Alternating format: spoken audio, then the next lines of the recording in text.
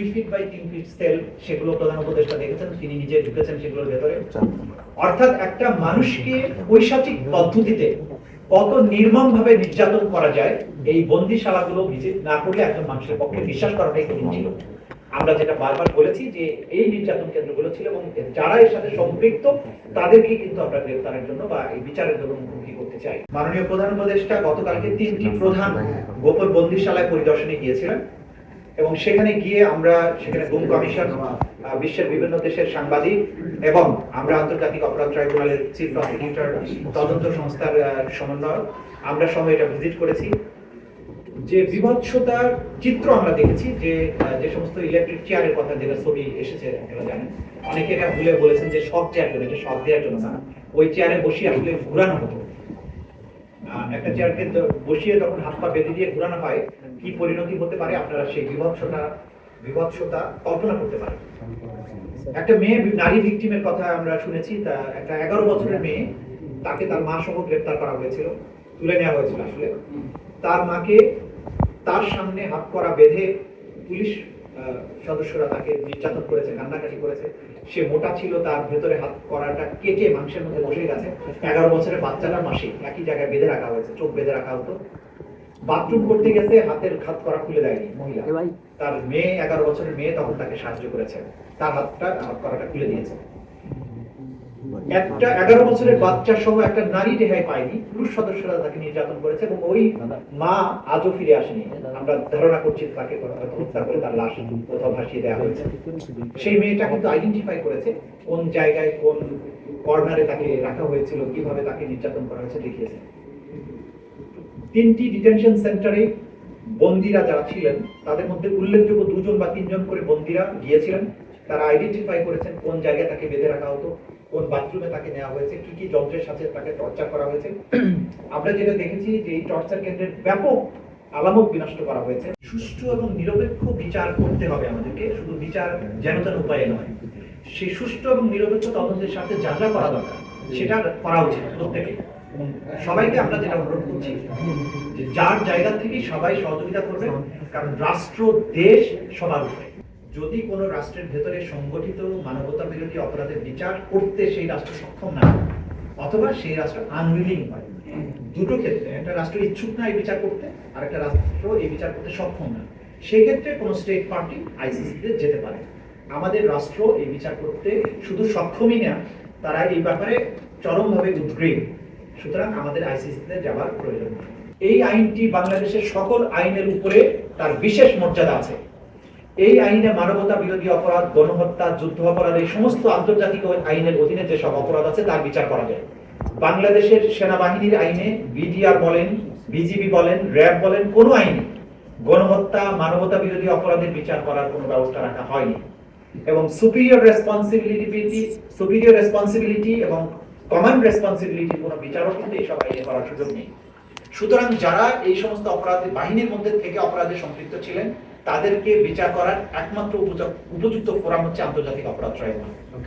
যারা যারা এই আইনে এখানকার মামলা যাদের বিরুদ্ধে গ্রেফতারি পরোয়ানা জারি করা হয়েছে, আমরা রাষ্ট্রকে, আইন শৃঙ্খলা রক্ষাকারী বাহিনীকে বলবো নির্দ্বিধায় যে সেই আদালতের আদেশগুলো তারা যাতে পালন করেন। এবং সকল বাহিনী, সকল ব্যক্তিকে আমরা অনুরোধ করব যে একটা রাষ্ট্রের বিচার ব্যবস্থাকে সাহায্য করা আপনাদের দায়িত্ব, এবং কোনো ব্যক্তি বা কোনো প্রতিষ্ঠান কখনো রাষ্ট্র এবং জনগণের উপরে হতে পারে না। পাশাপাশি আওয়ামী লীগ, যুবলীগ এবং ছাত্রলীগ সরাসরি মারণাস্ত্র ব্যবহার করেছে এবং যে সমস্ত অস্ত্র তারা ব্যবহার করেছে সেটার একটা পরিসংখ্যান তারা দিয়েছেন।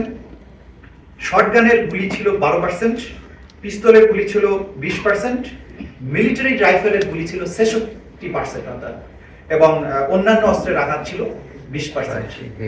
এই অস্ত্রের ব্যবহার এবং আহত নিহতদের এই পরিসংখ্যান থেকে বোঝা যায় যে একটা পুরো রাষ্ট্রযন্ত্র একটা জনগোষ্ঠীকে ওয়াইড স্প্রেড এবং সিস্টেম্যাটিক পদ্ধতিতে তাদের উপরে ঝাঁপিয়ে পড়েছিল তাদেরকে নিশ্চিহ্ন করার জন্য। এইটা মানবতা বিরোধী অপরাধের পক্ষে একটা সুস্পষ্ট এবং অসম্ভব জোরালো একটা প্রমাণ। এই প্রমাণটি আন্তর্জাতিক অপরাধ ট্রাইব্যুনালের তদন্ত সংস্থার মাধ্যমে একটা এভিডেন্স হিসেবে ট্রাইব্যুনালে আসবে। এবং যেহেতু জাতিসংঘ এটি বিশ্বের সবচাইতে বড় এবং সর্বজন গ্রহণযোগ্য একটা সংস্থা, তাদের এই রিপোর্টটা সম্পূর্ণ ইম্পার্শিয়াল, কোনো দলের দ্বারা প্রভাবিত হয়ে হয়নি। তারা আমাদের সাথেও কথা বলেননি, তারা অপরাধীদের সাথে কথা বলেছেন, ভিকটিমদের সাথে কথা বলেছেন এবং যেখানে কথা বলা দরকার সেগুলো সেই জায়গায় কথা বলেছেন। সুতরাং এটা অকাট্য দলিল প্রমাণ হিসাবে এই আদালতে ব্যবহার করা যাবে এবং সেটা আমরা ব্যবহার করব বলে আপনাদের জানাচ্ছি। পুলিশ এবং সিকিউরিটি সেক্টরের ব্যাপারে প্রস্তাবনা দিয়েছেন, সিভিক স্পেসের ব্যাপারে তারা নাগরিক অধিকারের ব্যাপারে প্রস্তাবনা দিয়েছেন, পলিটিক্যাল সিস্টেমের সংস্কারের কথা বলেছেন, ইকোনমিক গভর্নেন্সের কথা বলেছেন। আমাদের সাথে রিলেটেড যেহেতু বিচার ব্যবস্থা, সেই সংক্রান্ত ব্যাপারে জাতিসংঘে যেগুলো বলেছেন, তারা যেটা বলেছেন, যেহেতু সরকারের প্রধানের কমান্ড রেসপন্সিবিলিটিতে এই ঘটনাগুলো ঘটেছে এবং রাষ্ট্রীয় বাহিনীগুলোর সাথে সম্পৃক্ত ছিল, যে সমস্ত অফিসাররা এই ঘটনার সাথে জড়িত ছিল বলে প্রাথমিক তথ্য প্রমাণে পাওয়া যাবে, জাতিসংঘ সুপারিশ করেছে প্রত্যেককে সাসপেন্ড করার জন্য, ফেয়ার এবং ইম্পার্শিয়াল ট্রায়াল যাতে হতে পারে। যেটার ব্যাপারে আমরা সবসময় জোর দিয়েছি যে ফেয়ার এবং ইম্পার্শিয়াল তদন্ত এবং ট্রায়ালের জন্য, যেহেতু এই সমস্ত অফিসাররা রাষ্ট্রীয় গোয়েন্দা সংস্থা সহ বিভিন্ন বাহিনীর সদস্য, তাদেরকে যদি চাকরিচ্যুত না করা হয় বা সাসপেন্ড না করা হয়, তাহলে আসামিদের প্রভাবের কারণে সাক্ষীরা আদালতে আসতে ভয় পাবেন, তদন্ত প্রক্রিয়া বাধাগ্রস্ত হবে এবং বিচার প্রক্রিয়া ব্যাহত হবে। আমরা এই প্রসঙ্গে উল্লেখ করতে চাই যে একই কথা আমরা কিন্তু বারবার বলছিলাম। এখানে তারা আন্তর্জাতিক অপরাধ ট্রাইব্যুনালের আইনের কিছু সংস্কারের কথা বলেছেন, যা তারা যখন রিপোর্টটা তৈরি করেছেন তার আগেই কিন্তু আন্তর্জাতিক অপরাধ ট্রাইব্যুনাল আসলে এই সংস্কারগুলো করেছে, নেসেসারি যে সমস্ত অ্যামেন্ডমেন্ট। শুধুমাত্র তাদের একটা কনসার্ন আছে যে মৃত্যুদণ্ডের ব্যাপারটা যেটা আছে সেটা তারা বলেছেন একটা মোরাটোরিয়াম, অর্থাৎ এক ধরনের মৃত্যুদণ্ড যদিও দেওয়াও হয় সেটা যাতে স্থগিত রাখা হয় এরকম একটা প্রস্তাব করেছেন। এইটার সুযোগ যেহেতু আমাদের ট্রাইব্যুনালের বিচারকদের হাতে ক্ষমতা আছে, তারা কি ধরনের দণ্ড দিবেন কি দেবেন না সেই বিষয়টা পরে দেখা যাবে। তারা সুস্পষ্টভাবে উল্লেখ করেছেন যে শেখ হাসিনা এবং তার সুপিরিয়র রেসপন্সিবিলিটির আন্ডারে বাংলাদেশে জুলাই আগস্টে গণহত্যা সংঘটিত হয়েছিল, মানবতা বিরোধী অপরাধ সংঘটিত হয়েছিল।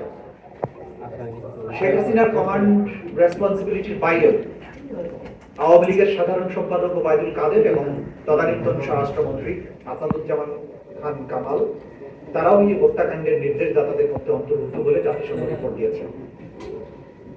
জাতিসংঘের রিপোর্টে যে সমস্ত বিষয় উল্লেখযোগ্যভাবে বলা হয়েছে সেগুলোর মধ্যে একটা হচ্ছে যে তারা বলেছেন 1400-র মতো মানুষ নিহত হয়েছেন, আহত হয়েছেন 14,000-এর কাছাকাছি মানুষ। এই হত্যাকাণ্ডের রাষ্ট্রীয় বাহিনীগুলো, গোয়েন্দা সংস্থা, বিভিন্ন সামরিক, আধা সামরিক এবং পুলিশ বাহিনী এই হত্যাকাণ্ডে অংশ নিয়েছে, সেটা তারা উল্লেখ করেছেন। তারা আরো উল্লেখ করেছেন যে এই হত্যাকাণ্ড চালানোর সময় বিশেষ করে নারী এবং শিশুদেরকে টার্গেট করে হত্যা করা হয়েছে। নিহত 1400 মানুষের মধ্যে শিশু 118 জন। শিশুদেরকে বিশেষভাবে টার্গেট করে মানুষকে এই হত্যাকাণ্ডটা চালানো হয়েছে যাতে করে মানুষের মধ্যে আতঙ্ক ছড়িয়ে দেওয়া যায়। জাতিসংঘ তার প্রতিবেদন আরো উল্লেখ করেছে যে যারা আহত হয়েছিলেন তাদেরকে চিকিৎসার সেবা নিতে বাধা দেওয়া হয়েছে, অ্যাম্বুলেন্স আটকানো হয়েছে, হাসপাতালের বেড থেকে গ্রেফতার করা হয়েছে, চিকিৎসা না দিতে বাধ্য করা হয়েছে, মৃত্যুর কারণকে ভুলভাবে উপস্থাপন করা হয়েছে, গোয়েন্দা নজরদারি করার মাধ্যমে ছাত্র নেতৃবৃন্দকে গ্রেফতার করা হয়েছে, তাদেরকে তুলে নেওয়া হয়েছে সিস্টেম্যাটিক পদ্ধতিতে, সেগুলো তারা উল্লেখ করেছেন। এই যে জাতিসংঘ রিপোর্টটা প্রকাশ করলেন, তারা যে সমস্ত কথা উল্লেখ করেছেন তার সাথে আমরা আমাদের আন্তর্জাতিক অপরাধ ট্রাইব্যুনালের তদন্ত সংস্থা যে তদন্তটা করছেন সেই তদন্তে আমরা যে সমস্ত তথ্য প্রমাণ আদি পাচ্ছি, জাতিসংঘের অধীনে সংগঠিত যে তদন্ত এবং আমাদের তদন্তের মধ্যে আসলে মৌলিক কোনো পার্থক্য নেই। তারা আমাদের এই তদন্ত সংস্থার কাছে যে প্রাপ্ত অভিযোগ এবং আমরা যে প্রাপ্ত তথ্য সেটার সাথে হুবহু তাদের এই রিপোর্টের মিল রয়েছে।